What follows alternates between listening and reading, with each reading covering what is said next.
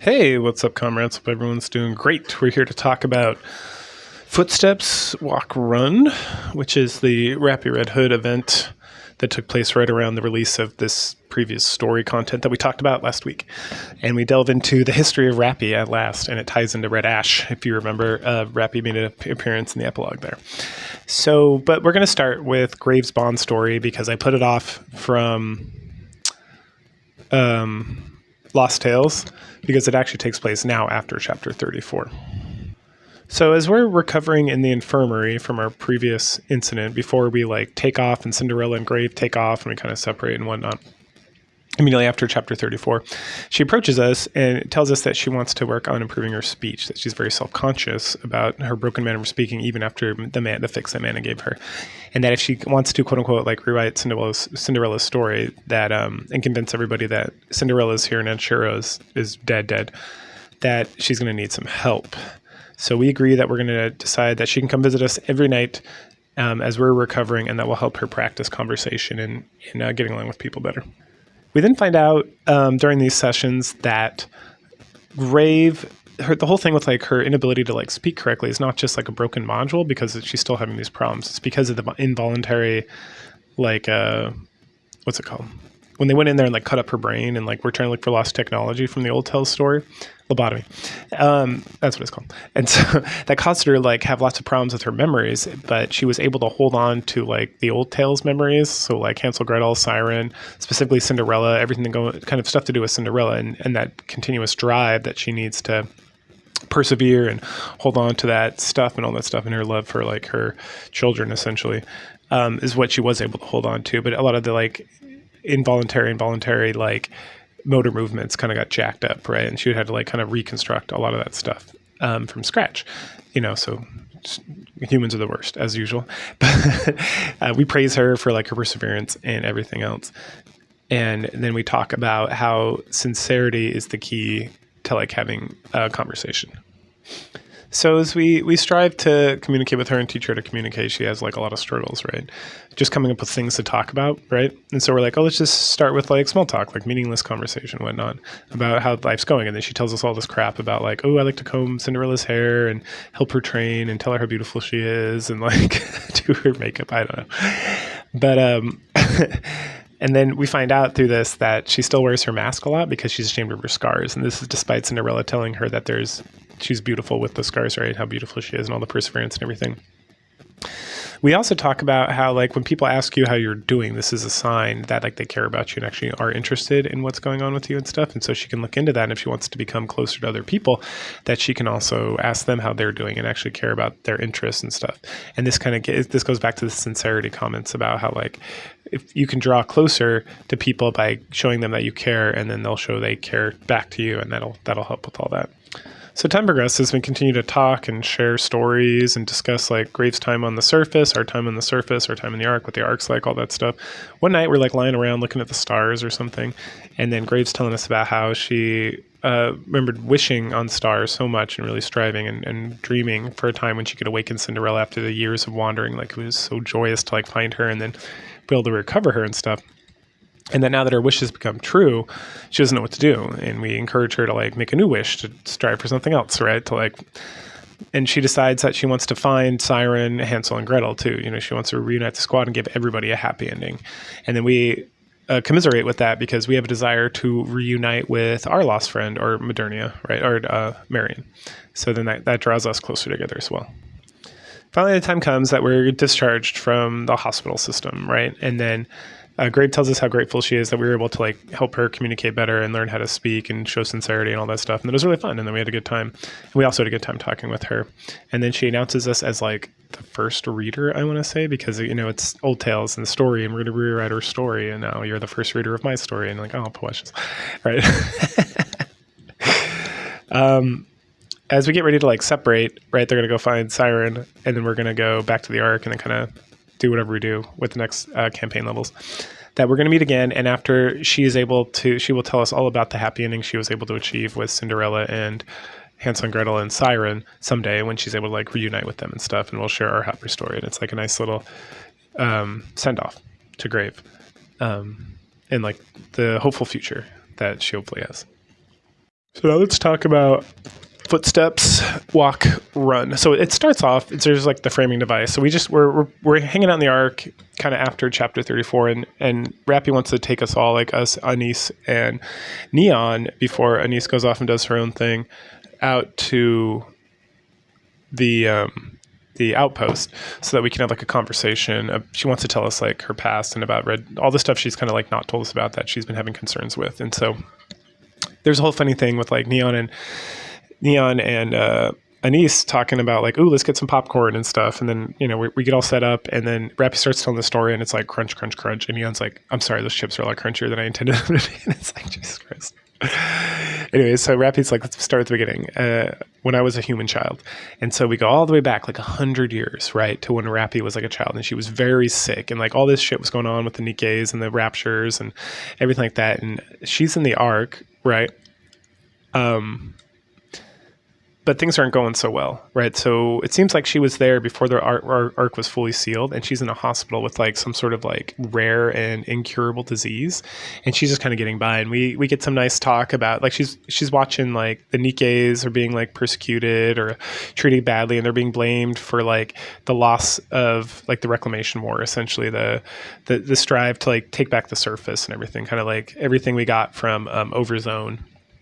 And a bet from Red Ash, right? Like she is being blamed. Not that the Nikkes are being blamed for that. And the nurse is like, she has sympathy for the Nikkes. So they talk about that a bit, but like Rapi is like a child. Like literally she's like supposed to be like 10 or something, and she has like no idea what's going on or whatnot. And so, a couple days go by, and then Rapi's like watching the news report by herself. And she sees like there was like a riot or something. There was like some disturbance where the Nikkes were like, a bunch of Nikkes were attacked. There was like protests and counter protests. And then there's a list of people that were killed during this event. And one of them was the nurse, right? So sad, like the only person she had connection with. We then skip ahead a little bit, and Rapi's talking to the doctor, and he's like, oh, your disease isn't really getting better, yada, yada, yada. And then Rapi is just kind of like numb about the whole situation, because she's like essentially been in a hospital her whole life, doesn't have like family to visit her, and it just seems like she's like a war orphan essentially.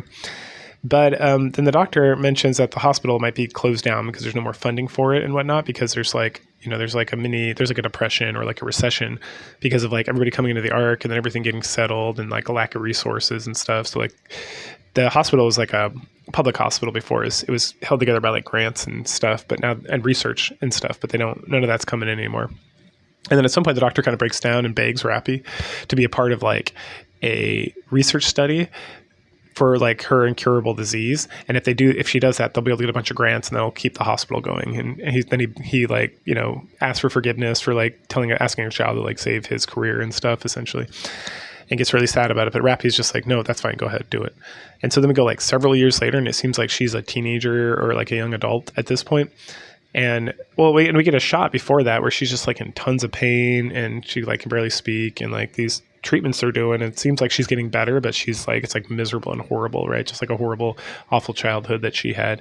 And then we skip ahead again, and this is where she's like a young adult, it seems, or like a teenager, like a, maybe like 17, 18, 19, 20, 21-ish era. And, she's cured. They finally cured the disease after like 20 years of treatments or whatever. And the doctor's super happy. And he's talking about they're transitioning the hospital to a new thing. And like, this is an opportunity for Rapi to go and like start a new life. And she keeps being like, what am I supposed to do? And he's like, go out and do whatever you want. And he they made a ton of money. The hospital's super prosperous. And so he gives her like a ton of credits, like millions of credits, right, to her name. And she's like, I don't even know what to do with, like, what is this? Like, I have no idea what I'm doing. I've lived my whole life in like a hospital, right? And it's not necessarily that the doctor's like booting her around on the street. He's giving her a bunch. He like got her a place to live and all this stuff, but she has like no context on how to like live life and do things outside of the hospital system. So she walks outside. She leaves the hospital, and she's just like wandering around. There's all these people, and at some point she's like looking at this credit, like the credit card essentially, and she's like, "What do I do with this?" And she like asks somebody on the street, and they just ignore her, and she's like, "I don't know what to do." And she just walks and walks and walks and walks, and after a while, she's like, "My feet hurt," and she looks down and she realizes she's not wearing shoes. And again, she is human at this point, right? So it's just like this horrible, tragic thing. And then eventually she just like stumbles in upon like this Nikke revolt, essentially. And like, she stands there and watches like this Nikke get gunned down. And there's like all this green goo, right? Because at some point in the past, before they like gave him red blood, they had like goo, or like there was like a mind switch, or there was like, yeah, something going on. And then these guys are like yelling at her too. And she's like, I'm not a Nikke. I don't know what's going on. And so she just turns to run and they shoot her. And then she just like in the arm, and then she stops. Like there's no reason to run. And then she dies. Like horrible. She wakes up later and then we get, we like move ahead a little bit. There's like surgery being done on her, like inserting the nymph, inserting memories, doing all the stuff, making her into a Nikke. And they're like, her personality like does not exist. So she'll make a fine, like mass produced Nikke. And so she does, she becomes like this red figure. Cause Rapi, right. But, so she transform her into a mass produced Nikke. And then she gets pushed to like, we meet like a squad leader who's going to take her in a squad, and they're like a resource gathering squad. So they go to the surface and gather resources and bring it back. Right. And then she meets like her quote unquote, like first friend. I think the chapter in this event is actually called First Friend. And it's like it's a mass produced Nikke that looks just like her, only instead of like red themed, she's blue themed.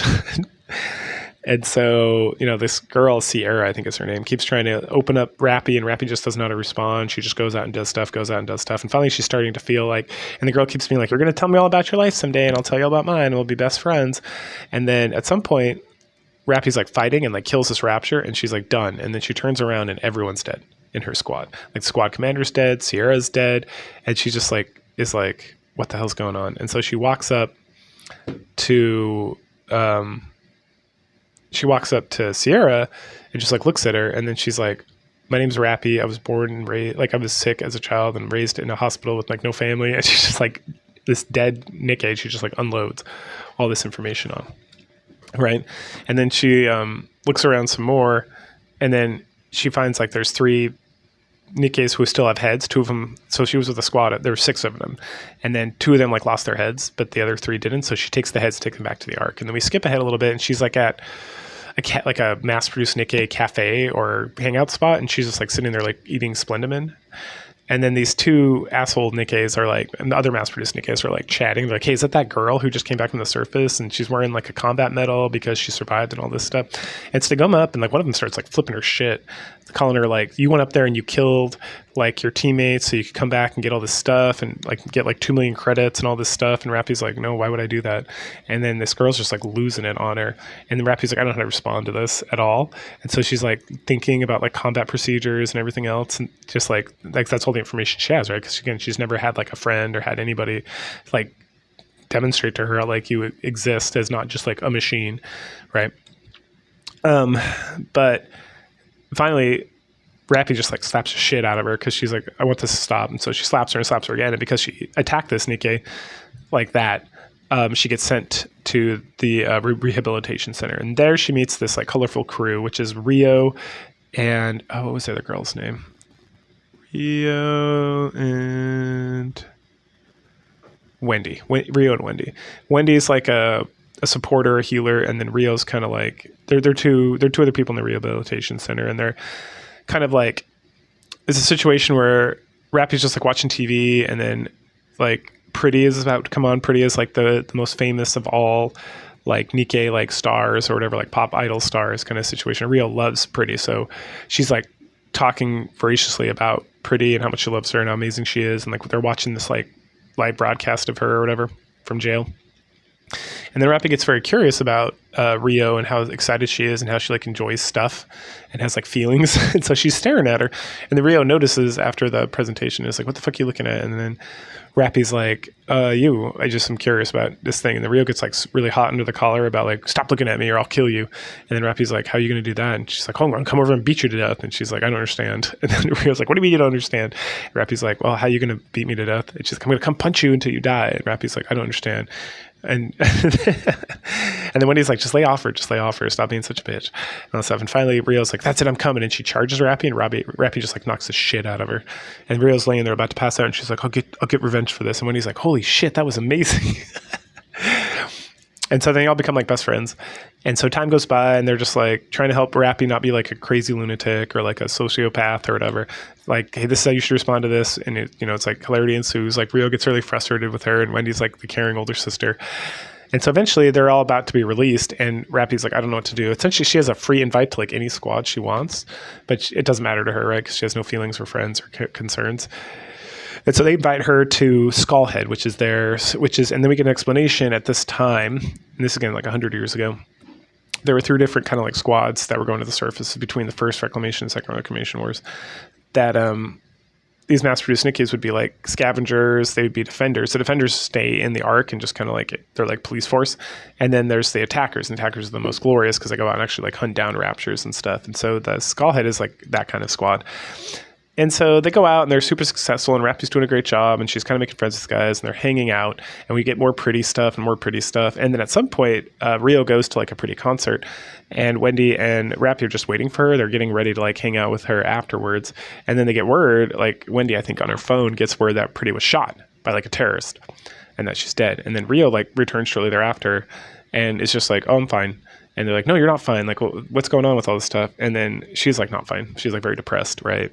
But she kind of breaks down a little bit. Well, she doesn't break down. She just is like, well, you know, it is what it is. There's no reason to have hope, and there's no reason to have dreams and wishes because they're never going to come true. And there's a lot of conversation around this time period. So like in the previous couple of chapters, the main story chapters, we've had a lot about Rapi being like, I want to be Red Hood, and then Grave and other people being like, you cannot become Red Hood. You need to be yourself. That's not what Red Hood wants, you know, specifically with Grave. And so this is like the reason Rapi is like, I need to be Red Hood is a lot of that's kind of like, we're having like a similar argument here with like, wait, you want to become Pretty? Rio's like, no, I want to be like Pretty. I want to be I'd love to be a pop star, but I don't want to be her. I just want to be like her. And Rapi like does not understand, right? And so this misunderstanding about the legacy of Red Hood and stuff is like deep-seated and long-lasting. And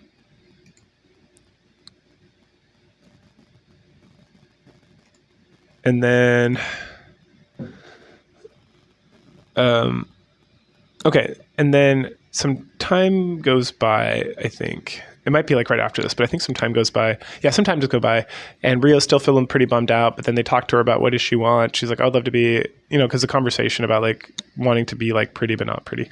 She would love to be a pop idol and all this stuff. And then Rapi and Wendy have like found a way to get this ticket, which is like for a contest that Tetra's holding to allow people to try out to be like a pop idol, and they got it for her, and it's like it means so much, and she's so excited, and they go out on their next mission, and she's like singing and like having a really good time, even though the commander, and there's a whole thing about how they started using commanders because New Hope / Johan has, you know, so there was the legendary commander Anderson, and then there's Johan from Eden, right? And so he's been very successful with his squad, and we, up to like 2026 of March, we don't know who his squad was at this time. We know nothing about it. But his squad and him were super successful, just like the legendary commander and the goddess squad. And so they're trying to bring back the commanders again. So somewhere in that time period, it was just, you'd have like a Nikke squad leader and a squad, and they would just go out on their own. But then they like, the commander thing really seems to work, which we find out later because of Maxwell's experiments, or like way earlier on, if you're following my videos, that when commanders are able to build a bond with the Nikkes, they fight more efficiently and they have higher like output. Okay. Which is the whole bond story thing, and like whole, you know, it's like the in-game justification for like more currencies to like exist to like level up your Nikkes. Okay. So they're out having a good time, and then we kind of skip ahead in that little adventure on the surface, and like Rapi is standing there stunned as Rio, who has now been corrupted, is killing all the members of the squad. And Wendy is able to like overpower her and shoot her in the head to kill her. And then Wendy turns, because like Rio's like her best friend forever. And so she turns to Rapi and like smiles and then shoots herself in the head. So once again, Rapi is alone. Like her whole squad is wiped out. Right? This is the second time this has happened. And so she's standing there staring at everybody. And then she's like, I'm sad. So we got some growth. Lord Christ. And so she's at that point, she just kind of bounces from squad to squad to squad, and they're just going out. And then because of New Hope, because of Johan, it's like it's time for like the second Reclamation War to kick into effect, and they're doing that, and that goes on for like 2 years of just continuous like battles. And it's just like Rapi goes out with the squad, everyone dies. Rapi goes out with the squad, everybody dies. Rapi goes out with the squad, everybody dies. And then at some point, she's up there, and this girl's like, "Wait, you're Rapi?" And she's like, "Yeah, that's me." And she's like, "I'm fucking dead. There's no way. You're the Death Reaper. Like everyone that goes out with you dies." And like she's freaking out because Rapi's been on like all these missions, and like she's the one who survives because she's so good. And then Rapture shows up, so Rapi kills it and kills a bunch of them, and then turns around and her whole squad's dead again. And she's like, I don't know what to do with myself. But then there's like, she gets another Rapture like comes up, and so she's like, oh shit, I'm out of ammo. Like I have ammo, but I don't have enough to like shoot at it and then run around and like try to get to the core. So what am I going to do? And then all of a sudden the Rapture like looks somewhere else and like fires off in a different direction. And so Rapi's able to like circle around and destroy its core. And then as she's standing there, she looks up and this woman is walking towards her all in red. And this is Red Ash. This is the end of Red Ash, right? Because it's Red Hood. Red Hood's walking up and she's like, yo, what's up? And Rapi's like, who are you? And she's like, I'm Red Hood. It's like, who? Who are you? And she's like, I'm like R6785921 or whatever. She's like, no, what's your real fucking name? It's like, I'm Rapi. So then they have like a funny back and forth, and then, you know, Red Hood's eyes turn to red, and then Rapi and her go back and forth about her being corrupted and needing to die. But then Red Hood's like, I'm not fully corrupted, I'm like half corrupted. And Rapi's like, that's not a thing. And Red Hood's like, well, it kind of is a thing because it's me. And, you know, it's like kind of funny and stuff. But then finally Rapi is like, well, when you're corrupted, you keep repeating the same thing over and over again. And then Red Hood's like, well, test me then. And she's like, what's your favorite music? Country music. What's your favorite thing? Country music.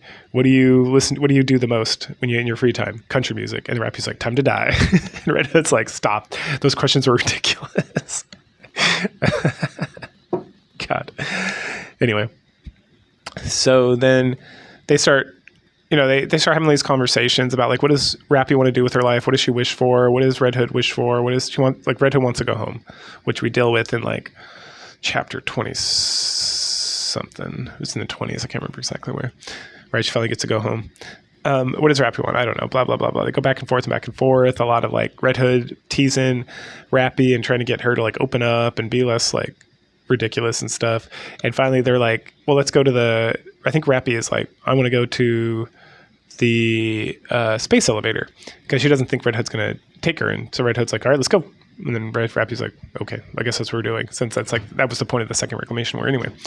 So they head out there, and when they get there, they just see like tons of raptures everywhere. And then Red Hood's like, all right, let's do this. And so they start fighting, and they fight, and then Rapi gets like blown away and falls down like a hole in the ground, and she like starts having freaking out because, you know, like, why is this woman like trying to protect me and do stuff? And Red Hood keeps calling for her, and she's like, I don't want her to get corrupted, like, because at this point Rapi's like, this is my friend, Red Hood's my friend. She's, you know, because they've been traveling together for a long time, for like months. And she doesn't want to be disconnected. You know, she doesn't want to have to kill her because she's corrupted, like Wendy had to do with Rio, you know, and it's tying back to that. And she's like very concerned and very sad. And she's just like curled up in a ball, like waiting for Red Hood to die so she doesn't have to kill herself. And then maybe she'll just die too and all this stuff. And then at some point Red Hood like comes down and she's like, the fuck you doing? and Rapi like tells her, I don't want to kill you when you're corrupted. And Red Hood's like, the fuck you say? Like, I'm fine. You gotta stop being so crazy. And part of it is Rapi, like her leg got damaged. I don't think it got blown off, but it got damaged. And so they're like chit-chatting about that. And the Red Hood's like, well, I'm going to figure out something. I'll repair you, and then we'll head back out and we can go to the Ark, or we can go do whatever else you want to do. And Rapi's like, okay, that sounds good. And so she leaves Rapi, Red Hood leaves Rapi there to like rest. And then she heads further down into like these sewers, like underneath like the space elevator. And eventually she finds this giant door, and she's like, that's a pretty impressive door. Time to blow it away. And right as she's about to blow it away, it opens up. And Red Hood's like, oh, that's interesting. And she walks over and finds Deep. Who is Deep? Oh, man. We'll get a lot of that later, don't you fret. But she is some sort of like researcher, technician, Nikke or whatever that has like this. So they're in the basement of the space elevator. And they chit-chat a little bit. And like Deep knows everything about Red Hood. And Red Hood's like, you know, how much you know so much about me? And she's like, I know a lot of things that I can't tell you anything about because this whole area is classified and everything's classified and yada, yada, yada. And then they talk about the power source for the space elevator, and Deep's like, you want to see it? And Red Hood's like, sure, why not? And she points like behind her, and Red Hood turns around, and then we get like a nice shot of like a giant Rapture core. And Red Hood's like, that's a giant Rapture core. And Deep's like, you bet it is. And it's powering the space elevator. And then Red Hood's like, well, if I destroy it, is it going to destroy all the Raptures? And she's like, it will. But if you destroy it, it will also destroy the Ark and kill the humans. And Red Hood's like, what are you talking about? And it's like, what do you think powers the Ark? Dun, dun, dun. That's right. And that's the thing that we got hinted at when in, not Boom's story. What is her name? Fuck. That's on the tip of my tongue. But, let's see.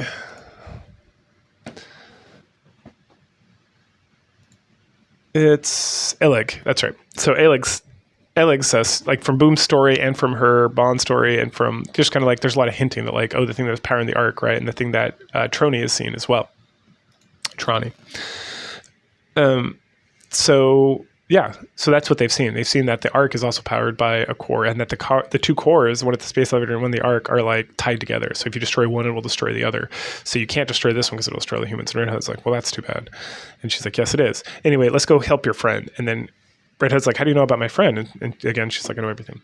So they wander back over to Rapi, and she's asleep. And then Deep says some like really cryptic shit about like corruption and about like combining the two and how it's time to go to sleep. And Red Hood's like, what do you mean it's time to go to sleep? And then Deep like casts some sort of like Nikke magic on her, and she falls asleep. And she's like, it's too bad I didn't come earlier. I could have gotten rid of the corruption, but now I'm gonna have to combine the two of you. And so then we like fade out of that, and then a little bit later, Red Hood and Rapi are like awake on the surface by the space elevator, but not in danger. And they're just like, what happened? And like, neither of them like really remembered anything that happened, but Rapi's leg's better. But she feels like different, right? She feels way different. And so then Rapi's like, I know what my wish is, my actual wish, to Red Hood. And she's like, what that? She's like, I want to be like you. And Rapi's like, all right. Or Red Hood's like, all right, let's do it. And so then they train for like a year. They train for a while. It doesn't say how long, but like they train for a long time. Red Hood teaches Rapi like everything about combat, everything about living life and about being happy and doing things and being driven and all that stuff. And eventually they start heading back to the arc, and they're training. And then at some point Red Hood like leans against a wall, and she's like, I just need a little break. And Rapi like turns around and is like, this is the end. And so they chit chat for a little bit, and then Red Hood's like, hey, just don't forget, I want to go home eventually. So if you can take me home, that's my wish. And then she's like, I wish I could be with you longer. And, you're great. If the joy of my life was being able to train my successor. So, I just promised me one thing. And Rapi's like, what? And she's like, live. And then she dies. Right? So that's how she officially like dies for good. And then Rapi stands there for a second, and then she loses her shit. Like she just like falls down and is like screaming and crying and screaming, because like Red Hood's the only friend she's ever had, and she's her mentor, and she's like her mom / older sister / best friend. And so she ends up spending like a year just lying there, like crying over Red Hood, or just like, refusing to leave. And then one day she just wakes up and Red Hood is gone, right? Just like her body's gone, like it faded to dust or something, right? And so at that point she decides it's time to head back to the arc. So she gets up and heads back to the arc. And this is where, again, things kind of get like interesting, because we skip ahead to the arc, and this white version of like mass-produced Rapi is like runs into Ingrid's office and like, oh my gosh, you got to come see this right now. This is like ridiculous, crazy thing. And so they go, and there's Rapi, right? And she's been gone for 4 years. So who knows what she was doing the whole time. Right. But they did a brain scan on her to see, like they pulled their combat data out or whatever. And she had like 300 engagements with like groups of raptures all by herself over the 4 years that she was missing, right? And all by herself. There was probably a lot of Red Hood there too, because again, we don't know, there's no like time frame necessarily for how long she was by herself or with Red Hood or how any of that stuff worked. And so when I asked her, like Ingrid at some point's like, you did this all by yourself? And then Rapi like pauses for a second and is like, yes. Right? And Ingrid's like, okay, I won't ask any further questions. Ingrid's, good old Ingrid. And so then they're like, she's like, we want to examine you. And so they examine her and find out that like, so when they made her, and the reason they made her a mass-produced Nikke is because she had like no personality, right? And part of becoming like an actual Nikke is that you have a very strong personality or very strong-ish something like power that they can tap into. And so they can make you like a custom body, and you're going to be able to like thrive with that. But a lot of mass-produced Nikkes are just kind of like weak-willed, or like they don't have enough of like a thing. So it's like a waste of money to develop them in like their own system. Essentially, so they just throw them in a mass-produced body, right? But then the area that used to be, like, according to the information when she was created, there's like this empty spot in like her nymph or brain or whatever, and now it's like jam-packed full of like personality and stuff. So like, okay, let's make her another body. And then the mass-produced Nikke who's helping Ingrid is like, oh, there's one other issue. She has 2 cores. And then Ingrid's like, the fuck you say? She's like, she's 2 cores, and she's double the weight of any other, of like the size she should be compared to like what Nikke's are. And like, that's crazy. Oh, well, we're going to get her a new like personalized body based on her personality. And we get some like information about how that whole process works. Not a lot. It's just kind of like hand wavy kind of stuff. And so then like a little bit later, we get like traditional Rapi, right? Not Rapi Red Hood.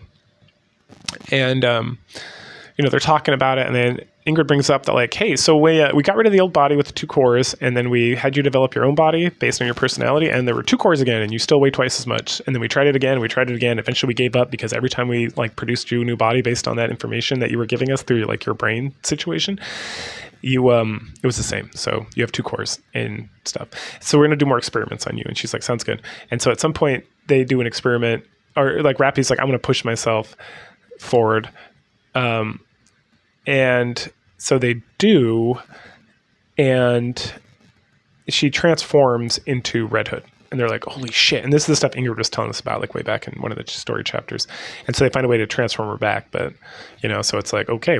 And then Ingrid's telling this mass producer Nikke, she's like, hey, I'm sorry, I got to mind wipe you. And then Nikke's like, why? And it's like, no one can know about this. Like, this is something this list, like MMR has been trying to figure out how to do this like transformation thing for like a long time. And they've like failed completely. And this is the only success. And this would like radically change everything, because essentially you can insert a personality into somebody and a bunch of materials, and they can just transform into that person. Like, that's insane. Like, that's like too much, man. So we're gonna just cancel it out. So the only person who's gonna know about it is me and Rapi. And then Nikke's like, okay, yes, ma'am. So she does. You know, and then, you know, she joined Absolute. Everything that went well. And at some point she wanted to leave Absolute because she needed to like do her own thing, right? And that kind of like wraps. And then we go back to the present, and it kind of wraps up the story there with Rapi essentially being like, hey, you've played this game. You played through the main chapters. You played through some of the Bond stories and stuff. You kind of get the gist of everything that led up to the point when she joined the Counters and then met up with the commander. And like part of her wish was to be with somebody who was like Red Hood to her, that she could believe in and follow and grow and learn and become better and become like Red Hood, right? And then after everyone's like, hooray, that's the end, we get, there's a little movie. We'll put the movie after, because then there's an epilogue. And the epilogue just goes back in time a little bit to when Anise and Rapi met, like after she left Absolute and was on her own for a while. And it takes place right before the beginning of the game, when they, you know, we join up with them with Marion, right? And we find out they're both like troublemakers. And then there's like a lot of hinting about Anise, because Rapi's like, oh, you're Anise. And she's like, oh, you have heard of me. I guess I was pretty famous. And then Rapi's like, what? No, you were like a troublemaker. That's how I know. I read your file. And Anise is like, oh, I'm a troublemaker. And so they talk about like her personality and how it like rubbed people the wrong way and how she wasn't able to stay like in a squad. But it hints at like there was something else going on with Anise beforehand, and that she was famous. So that'll come up in the story chapters very soon, actually. I think actually next week, or maybe in 2 weeks or 3 weeks. But yeah, so enjoy this video, and I will catch you guys later. Oh, wait, I will not catch you guys later. I'm going to catch you at the Bond story after the video.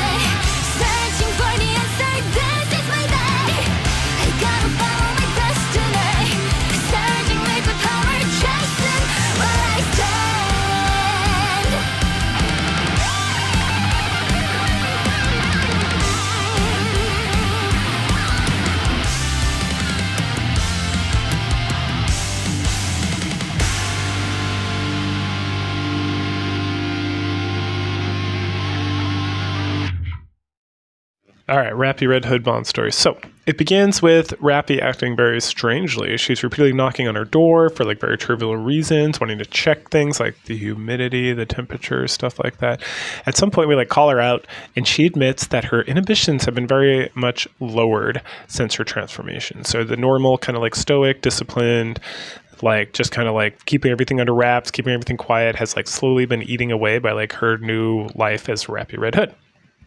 So now she wants to like, for example, treat herself to like sweets and stuff more. Also, she's horny for the commander, and she's having a harder time keeping it in. So it's impossible for her to like focus because she has all these like feelings and stuff.